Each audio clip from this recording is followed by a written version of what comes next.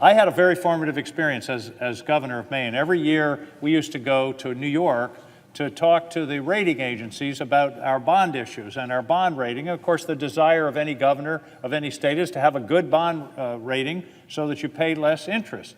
And at one point I was making a presentation to the bond council, the rating agencies in New York, and I said, we have low debt and we don't take on much bonds and we pay them off in 10 years and we're really keeping the bond indebtedness down. And one of these green eye shade guys stopped me. He said, Governor, when you're not fixing things, it's debt, just as if it's on your balance sheet.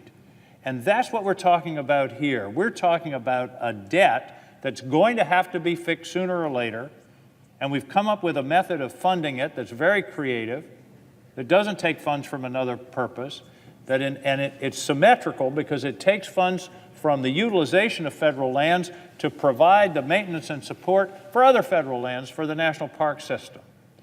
And the senator from Ohio mentioned 330 million people visited our national parks last year. That happens to be the entire population of the United States.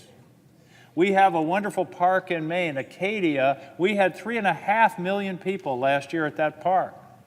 But the problem is, I've seen leaky roofs and roads that need repair, and if we don't do that, we're not serving the public, we're not serving the next generation of Americans who want to enjoy the parks, and now we have an opportunity to do so that is supported on a bipartisan basis in this body, in the other body, and by the administration. So this is something that we ought to be able to do, and it is a responsibility that we have. I would say maintaining what we have is one of our most fundamental responsibilities. And this is a bill that enables us to do that in a way that is responsible fiscally. And I want to emphasize that if we don't do this, we're adding to the national debt. And we're adding to the national debt that's going to have to be paid. Construction costs always go up, so in effect it's going to have to be paid with interest. And now is the time to take this step in order to maintain the national parks in the condition that our American public deserves, and they expect us to meet this responsibility. So I want to compliment and thank the senator from Ohio, from Tennessee, our colleague Mark Warner from Virginia, for bringing this bill forward. We've now added co-sponsors from both sides of the aisle, and we're ready to make this happen. And there's no reason that we can't move forward, hopefully, in this Congress, if not very early in the next Congress. But this is one of those things where it's not all that glamorous, repairing roofs and doing trail maintenance in national parks, but it'll mean something to the people who come.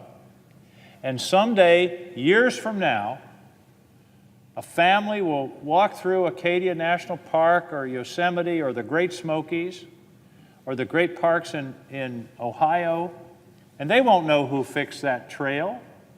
They won't know who repaired that visitor center.